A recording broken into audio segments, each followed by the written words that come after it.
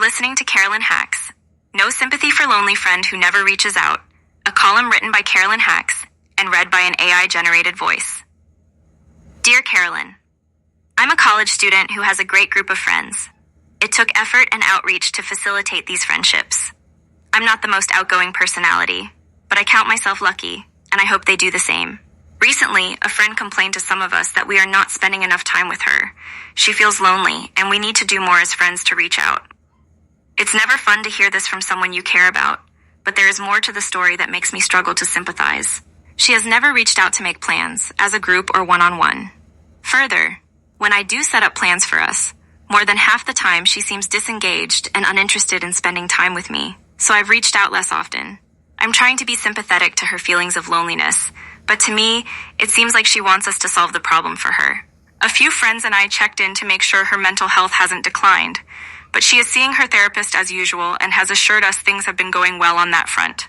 How do I explain to her that her demands of our friendship feel unreasonable, given that she has neglected my friend's attempts to spend more time with her, while still validating her feelings? A leak in the friendship. A leak in the friendship. It's hard to sympathize when we don't understand. It took work for you to build your friendships, against the downward pull of your nature. So it makes sense that you'd interpret your friend's behavior the way you did, that she's not just disengaged, she's failing to put in the effort, and she's expecting everyone else to step up for her. And hello, it's work you'd rather not do yourself. But you're doing it, so why can't she? That's your vibe, at least. And it really does sound as if you come by your frustration honestly. Your friend, however, may not deserve it, because under the surface, her challenges may bear no resemblance to yours. Yet you will never know one way or the other by validating her feelings out loud, while secretly muttering that she did this to herself. That's basically judging this friendship to death. But so superficially, she won't even know to save it. So take a closer look. Do her never reached out plus seems disengaged plus seeing her therapist as usual plus going well on that front plus melodramatic cries for friend group help really indicate a social freeloader in perfectly good mental health? Or do they say friend spiraling? You and other friends don't need to do anything. I hope that wasn't her exact word.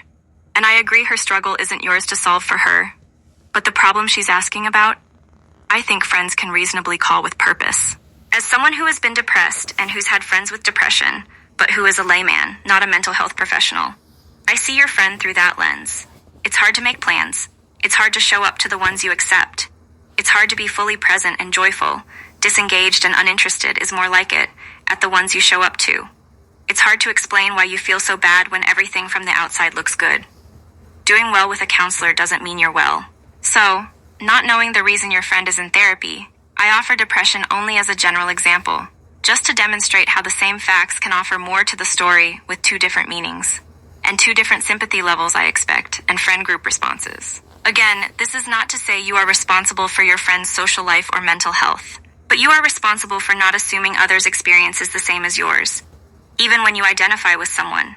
Not lapsing into lazy groupthink no matter how cozy the group, and not drawing bigger conclusions than your facts can support. Especially where friends are involved, but ideally not with anyone. Suspend judgment. Find out, as much as you can. And where doubt remains, grant others the same benefit you would expect for yourself. No one will be perfect, too many humans involved, but you can learn to spot holes in your information before you respond. In this case, you gave yourself easy clues. 2 seems and a feel in the part of your letter describing your friend's side of this problem. That means how you're feeling right now hinges on a fair amount of projection, not what you've learned, or at least tried to learn directly from her. So, praise be to the dogs. That's my advice. Since it's premature to explain anything to her when you're still projecting, back yourself up to do some listening. Maybe, I am sad to hear you're lonely. I think I've misread you before as not wanting to go out. Let's talk. Coffee? Then replace our 2 made-up versions of more to the story with her actual one.